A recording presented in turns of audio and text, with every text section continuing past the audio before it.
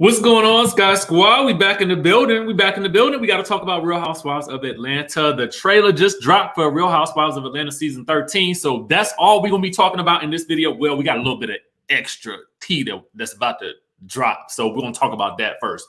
But listen, in the chatterization, make sure you guys let me know where you guys are watching from. I want to call out a couple of people. We got South Africa in the house.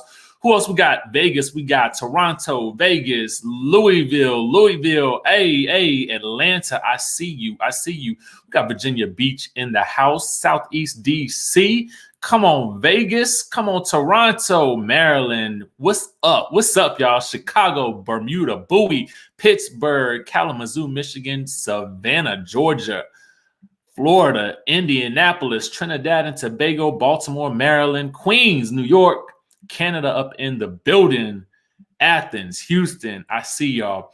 Thank you so much for joining in on today's chat. It's going to be a little bit of a free-flowing conversation about this good trailer that just dropped.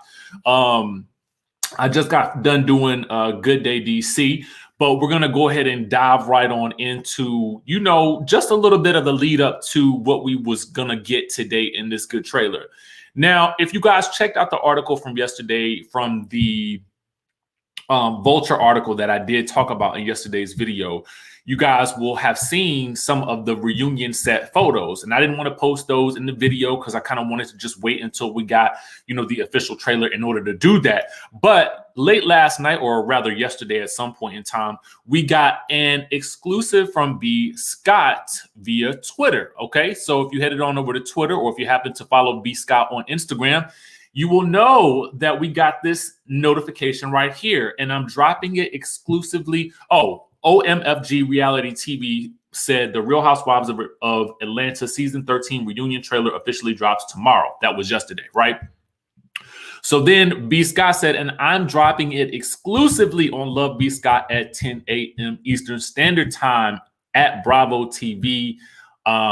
Hashtag Real Housewives of Atlanta. And if you notice at the top, it says paid partnership with Bravo TV. Bam. Yes, for the partnership. Shout out to B. Scott for getting that. Exclusive, and true to his word, the trailer did indeed drop at 10 a.m. Eastern Standard Time. Now, I, at that point in time, was getting ready for Good Day DC, so I was reviewing the stories and whatnot, but I don't know if you guys happen to see this bit of tea as well. So if you guys head on over to that good Porsha Williams Instagram page, she also posted some interesting information, okay? And I want you guys to take a look at this here because it says, I need to speak on it. Not sure if that's a nod to Kandi, speak on it or not, or whatever. But she says, I need to speak on it. I will be doing a live later today about something I have been avoiding, okay? She then says, however, now we need to talk about it. Stay tuned, all right? So I'm not sure what this is going to be about because it came out a little bit maybe before the reunion trailer went out. But it's interesting that the timing of it is now, okay? And I don't know if she's choosing to speak on the Bolo situation in general, something from the trailer, or if it's going to be what we talked about yesterday in reference to what Kandi said in the Vulture article about how she had talked to the executives about some things that she wanted to see changed, enhanced, and done within the network. And then those things were done and they were communicated to the cast members. And it was alleged that Porsha and Nene were not too happy about the way it was done, right? So, or it could be the fact that there is something that she says in the trailer about people continuing to address something that she has done over 4 years ago, and they keep bringing it up in order to make a point about her. So it could be any number of things, but what I will tell you guys is that it is coming up at some point in time very soon. I was checking Instagram just a little bit ago just to see if she had actually posted anything yet or if she went live yet, and she has not gone live just yet. But she did post a clip of the reunion. But if you guys notice here, like right under her post, the next post that we see is a comment from Tanya that has the speaking emoji or the yelling emoji and a heart. So no telling what it is that this is going to actually be, but it'll be interesting to see, how this whole situation plays out. So just keep your eyes peeled for that. And with that being said, I want to go ahead and stage dive into our discussion about the Real Housewives of Atlanta season 13 reunion trailer. Okay. So now that we have all of that, I think that it's important before we even dive into, some of the things that occurred during this reunion trailer. I want to ask you guys just your opinion for those of you guys who have seen it. I wanted to know what you would rate this trailer on a scale of 1 to 10. Now, y'all know we typically, when we're rating an episode, when we talk about an episode and we're recapping it, we like to rate it as well. And so for me, I wanted to know what you guys would rate this trailer. I'm actually going to rate it an 8 on a scale of 1 to 10. And I'm going to put a couple of what you guys put on the screen.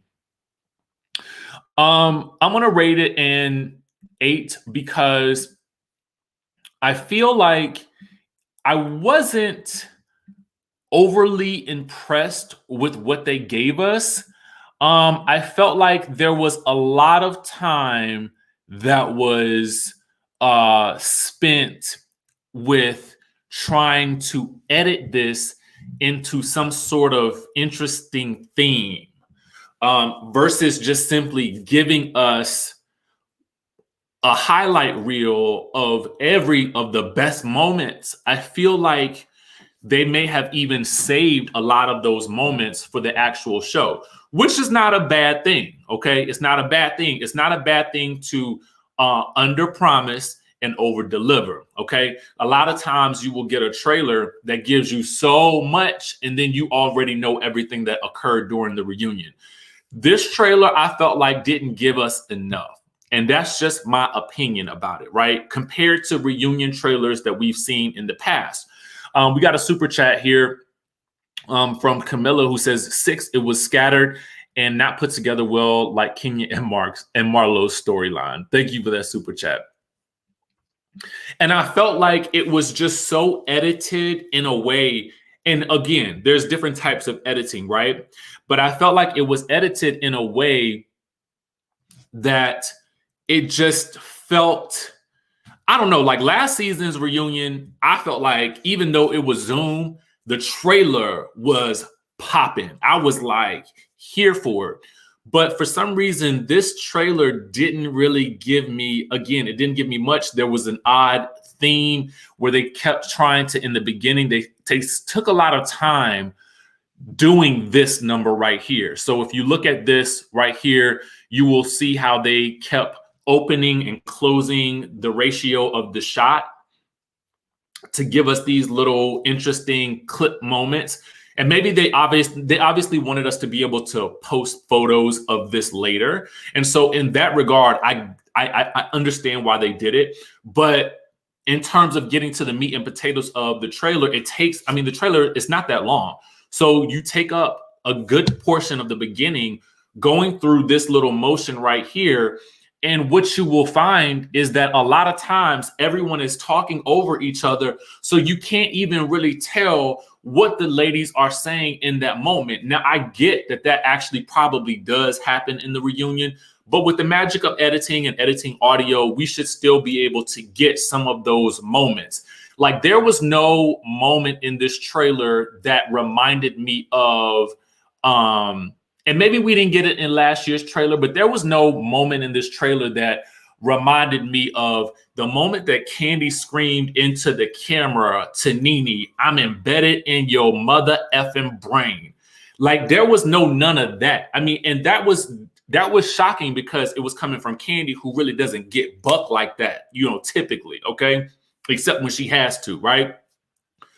We didn't get that moment in this trailer. And I'm sure that there may be, there was some moments, and we're going to discuss those moments in a second. But that to me is the reason why I felt like I'm going to give this trailer an 8. So let's go ahead and get down to the nitty gritty of exactly what went down, some of the highlights. So one of the things that you'll see when you watch the trailer is you'll get, Drew is basically, the theme of this was that Drew was leading a prayer. Now, it's interesting that they would choose to juxtapose this prayer and intersect it with the whole dungeon theme, which I have to tell you guys, by the way, just to take a better look at it, I will tell you that I enjoy the set of this. I feel like they did a very good job of making this look like a boudoir. You know what I'm saying? Like an intimate Moulin Rouge type situation. I feel like they did a great job. I want you to also notice the placement of the ladies in terms of their seating, because what you will notice is on the right side for us, you'll see Porsha, you'll see Drew, interestingly enough, because Drew did have a lot more drama, and then you'll see Kandi at the end. Now, when Shamia comes in, she'll be seated next to Kandi, so I'm sure Kandi's placement was more of a strategic thing than anything else, simply because typically the people who are the furthest away from Andy are the ones who are usually likely either on the chopping block or did not have as much going on. And we know that Kandi most likely is not on anybody's chopping block.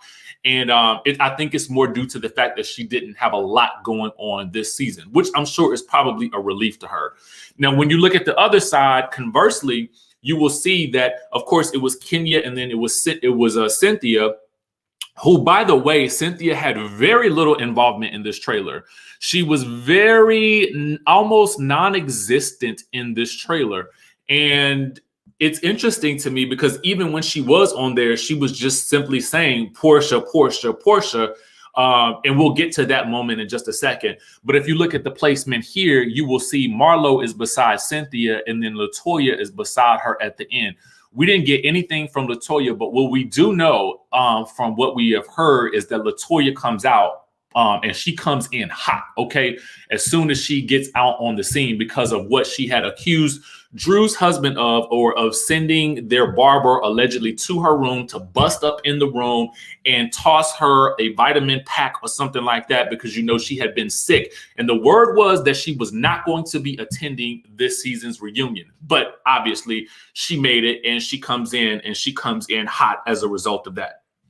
Now, back to what I was saying about the prayer. They worked extra hard to sort of make this reunion trailer. I mean, the theme of it was this prayer, and it just, to me, it didn't work. And I would prefer that they not continue to try to do that, because I think it just fell a little bit flat to me, and it would have been more exciting to just see, what the people had to say during the course of the reunion. Now,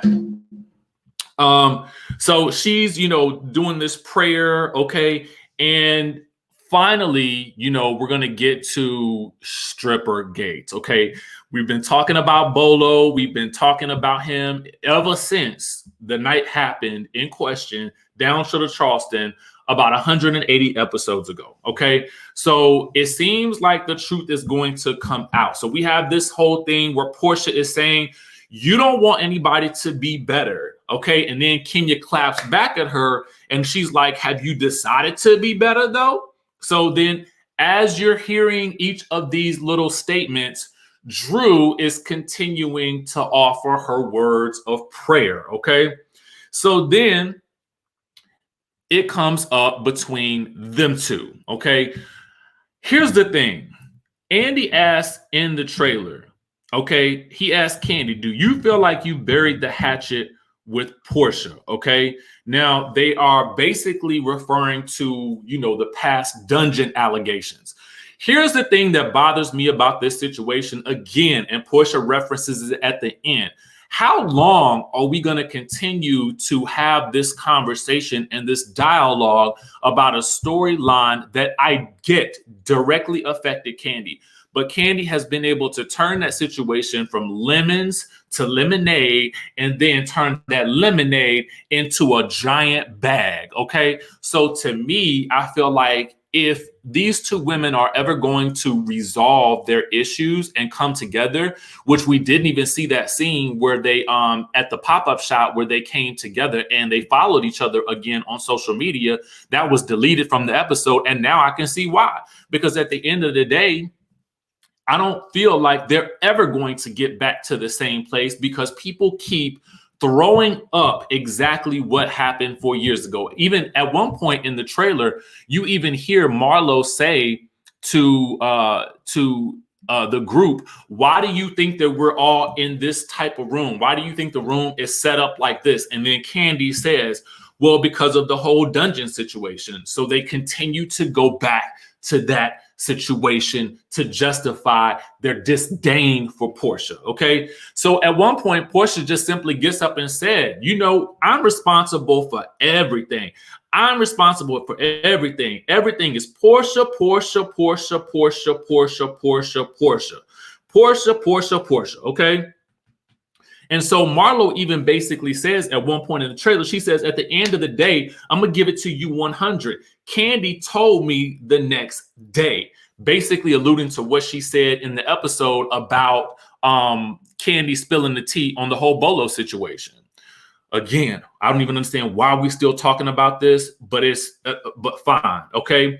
So Kandi does have a moment in this trailer where she is basically explaining to someone, I'm not sure who it is, but she says, after y'all just had that tongue kiss, she went back and told the group that you were an undercover lesbian. Now, we can't really see who she's talking about, but it looks like she's talking about that good LaToya Ali based on the direction of the way she's facing in the trailer. Okay. Let's see here. The other thing that we get is this. Oh my God, this was an interesting situation right here. So at a certain point in the discussion, you have Kenya and Drew attempting to do some type of odd sing-off. It's very strange to me. They have a whole lot of beef in this trailer. So this is one of those moments where they're singing off against each other, and it's a little odd. But okay, I guess it's a reflection of that moment that they had at that that not so well lit diner that night that y'all remember that dinner at the diner that they had, and for whatever reason the lighting was so poor and we could barely see either one of them. And I guess it's because it was at night and they were under maybe like some type of canopy or shade. I don't know what it was. Anyway, so we get them continuing to have it gets real nasty at this point, because what happens is Kenya says, your family is not under the same roof. Your baby daddy is under the roof of a jail. Okay. So she's referring to the Drew's baby's father, who we did not see but heard of towards the end of the season, who was trying to reconnect with Josiah, and they were trying to get Josiah to, have some type of dialogue with the father or whatnot. We got a super chat in the building from Gorgeous Nature, says, why are they mixing God and prayer into their mess? I don't like that. Okay. It comes across very odd in the trailer, and I just kind of feel like it's a little weird. It just doesn't flow. Thank you for the super chat. I think we got another super chat in his house. Let me scroll up to that real quick. Different Time says, just listen to it. It seems like a third grader put the trailer together for a school project and finished it with time to spare, noise and chaos.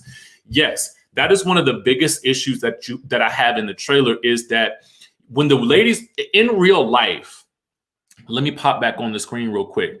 In real life, if you are having a dialogue and you're being filmed, in real life, you can't hear typically what happened, what everybody's saying. You can hear a little bit of it, but because people are talking over top of each other. But what happens when you add in production is you can mute people's mics so that you can call out which audio you most want to hear or you most want the audience to hear. It's shocking to me that the beginning of the trailer is so mixed up with everybody talking over top of each other that they don't just call out, who it is that they want to emphasize at what moment. But just all they got to do is hit mute. hit mute. And I get it. They did it for effect. It just, to me, didn't come across the way that I think that they maybe were expecting. It just wasn't executed the way that I would have preferred. Okay. That's just me. But thank you for that super chat as well. So going back to Kenya and Drew, yes, she says, your family is not under the same roof. Your baby daddy is under the roof of a jail. Okay. So then Andy takes a moment to basically call out Ralph, and he says, listen, this has been the question of the season. He says, who or what was in Tampa for 3 days? Okay. And Ralph is just kind of sitting there like shaking his head, like, but at the end of the day, it's like, bro, like, you make yourself look crazy when you did that, not just for the purposes of television, but who does that in real life? And, I remember seeing someplace that he said that his excuse was that, in dealing with everything that was going on at the time with the Black Lives Matter movement and George Floyd and all that kind of stuff like that. And then the stress of being a caretaker for Drew, because, she was off of her feet and she was having surgeries and all kinds of things, that he just had a moment where he blew up. Now, that is understandable. But what's not so understandable is that the very person that you were sworn to take care of and that you were taking care of, you would just leave and then not tell her where you're going. I don't know who does that, and I don't know what adult does that, but it's not cool. We have Aisha Kenya, who says, if Porsha would have admitted from day one to the Bolo situation, it wouldn't have dragged on all season. It kept getting brought up because she lied. Well, I guess my only thing is Aisha, and I thank you so much for the super chat, boo. We love you over here, and I respect always any opinion that doesn't always align with mine. So I want to just say I appreciate you for chiming in on that. I guess my difference of opinion with that is that I feel like I don't have to know. You don't have to admit to any of us who you've had relations with. That is nobody else's business. Now, people can speculate about it all they want to, but I feel like that's your body, or that's my body, or that's so-and-so's body over there. And what they choose to do with it in that way, in an intimate capacity, is nobody else's business. But I have always felt like that in general. I mean, I remember, growing up or being in high school or in college, and people would talk about, who was sleeping with who and who did what with whom. Or even have, sometimes I feel like even when friends would be sharing that information with a group, and I'd be like, you telling us that you had relations with somebody, but what if that person don't want nobody to know that they had relations with you? You know what I'm saying? So I just feel like intimate details like that should be left to the person to tell on their own if they want to. You know what I'm saying? And regardless of whether or not you're on a show at that point in time, it's like, for me, it's still what you do is what you do, Toy 2.0 says, hi, Richie. I love watching you. Give me good vibes and you're respectful of everyone. You bring the tea in a very professional and classy way. By the way, you're very easy on the eyes. Thank you very much for that super chat. We appreciate that. We had another one come through as well from Melvina Bradshaw, who says this season was trash. They need Nene energy.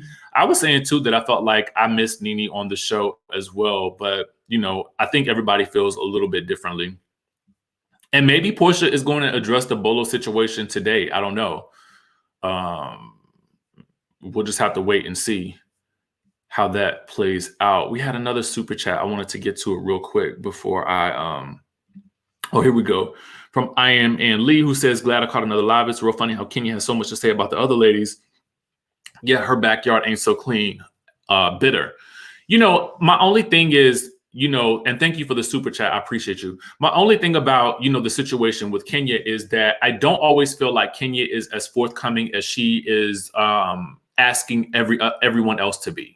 So I feel like if you're going to be that person that is sort of saying to everyone, well, you got to come out and tell us the truth.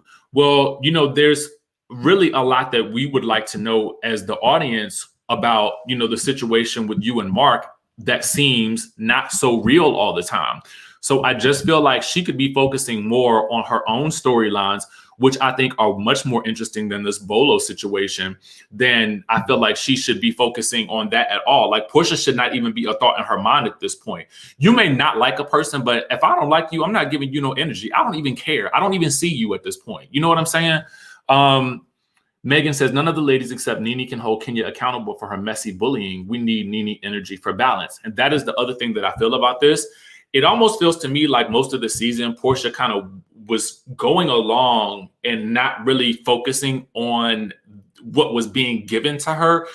And I just feel like at a certain point, though, somebody does have to address, what is being said. You know what I'm saying? Because that's really what we want to see on the show. So, that's how I feel about that. We had another super chat from Lala Rhodes, who says, Bulla and Porsha both said it didn't happen. I feel production made those sounds in the empty room, the room between Porsha and Kandi's room, to create this storyline. Honestly, you just never know what happens in these situations. But I just kind of feel like, at a certain point in time, it's just a stalemate. If one person is saying, I know what you did, and the person who is involved is saying, I didn't do it, I can't, me as an audience member, unless the producers are going to show us the act happening, I have no interest in it because I cannot figure out what really happened. And at the end of the day, when Kenya said it doesn't affect my life one way or another, okay, so then why does it matter? It would be a different story if whatever happened in that room was some type of argument or some type of egregious act that had a ripple effect amongst each lady within the group, but it affects no one, right? We had another super chat. Thank you so much, Harriet Craft, for the super chat. I appreciate you. I think we had another one come through, and I just want to make sure I acknowledge that.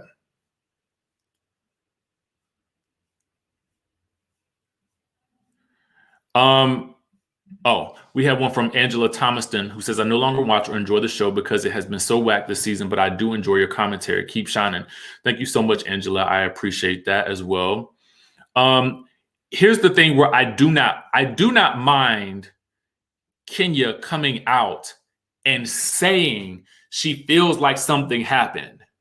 An acknowledgement of your feelings about something happening is one thing. And the next day when she did the interrogations, it was funny then. But I think as it continued to go along, it just sort of it seemed like an obsession more than it was just something that, oh girl, that was, you was wrong for doing that. That's crazy. In real life, I don't think we would still be talking about it for this much longer. So that's just where I'm at with it. It's like, it's one thing, again, to bring it up. It's a whole different thing to beat it to the death. Okay. Madam Joe Artesian Skincare says, yay, finally catching a live. Porsha doesn't owe anyone any explanation. Kenya needs to worry about her own household. That's the drama we really want to see. Otherwise, she's just plain insufferable. I agree. The drama that we want to see is the drama that's actually going on within her relationship. Y'all know I always used to say that one of the reasons why I love Married to Medicine is because we got to see them interacting with each other as a family. And quiet as it's kept, I had a thought about something the other day. It would have been interesting to see both Quad and I think it was Dr. G existing on Married to Medicine as separate entities, and how that actually would have worked, how it would have played out, how it would have impacted the relationships, because I think that's an interesting story to tell. And now, obviously we can't get that from Kenya because I feel like Mark has closed off that possibility. Which is unfortunate. I think that once he knew that he was marrying a reality show, a reality TV star, he knew what he was signing up for. You know what I'm saying? And I can't imagine that he would not have watched any of the episodes to see, the persona that she was giving on the show, so that none of this should have been surprising to him. We got a super chat from Deuce Esquire, who says, I just logged on. We can't still be talking about what Porsha is doing with her pocketbook. Thank you. But yes, here we are. We're still at it. It's still the biggest storyline for the season on the Real Housewives of Atlanta. Okay. The other thing that was brought up was this. Okay, so back to Drew and Kenya, because they go at it.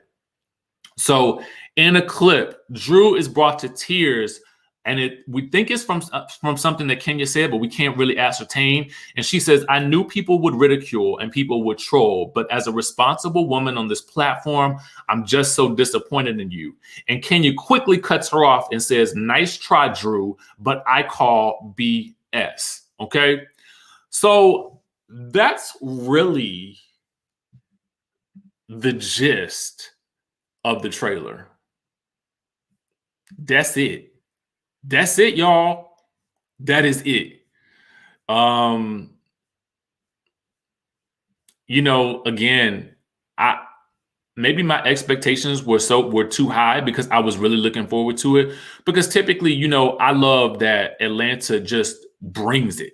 They typically just, they're always gonna give you, and the reunion will be in 3 parts. Just so you guys know, if you guys head on over to B Scott, I'll put the exclusive link down in the description as well. I'm trying to get to a couple of super chats that we had. We got Hoover fan who says tired of Kenya, Candace, and Cynthia. I'm assuming that means Kandi. Thank you for the super chat. We appreciate you. Who else? We had another one. If the scroll up won't let me, then I'll read it out loud as well.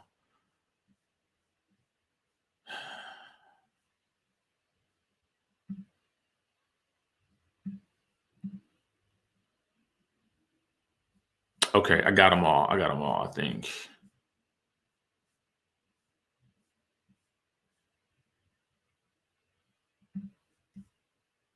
There was one more.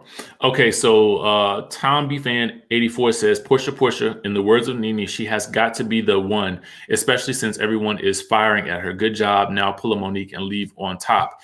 Well, interestingly enough, people were wondering, and thank you for that super chat. People were wondering if she was going to be announcing her exit today because she kept saying that she was going to speak on something and she had been avoiding it. So we'll have to see what that is. Miss Scorpio Scale says, I think Kenya would be more forthcoming, but legally with Mark, she can't divulge. Which is sad because, again, and I stated this before, I feel like with him doing that to her, he really does take away her ability to make the most of her job, and I think that that's not cool because they both are still going to have to support the child. So at the end of the day, for me, it's like, okay, well, that's your job. Go ahead and talk about it. We'll deal with the fallout. Be gentle about how you treat me, that sort of thing. But as we can see from a coming up preview, he is going to basically block her number. So, I don't even know what to say about it. Let me see if I got all the super chats. If I happen to miss your super chat, please forgive me. I'm just trying to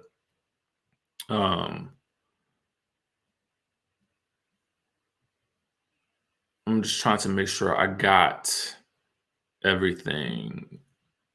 There's no gag order issued by Judge Kenya can divulge. So yeah, that's the trailer, guys. We will go live once Porsha has made whatever announcement that she's going to make today. And we'll talk about whatever she has to update us on, if it's anything. Sherry says the reason why Real Housewives of Atlanta is not working anymore is these ladies can't stand on their own. They have to gang up on one person to create drama instead of showing their real lives to us. Thank you for that super chat. I appreciate you. I think that something has to change. I'm not necessarily sure what it is, but we need something new. So we'll see how that goes. But right now, that's all we got for the Real Housewives of Atlanta season 13 reunion trailer. Shout out to B Scott for dropping that exclusive and that partnership with BravoTV.com. That is major. And with that being said, I will catch you guys in the next video.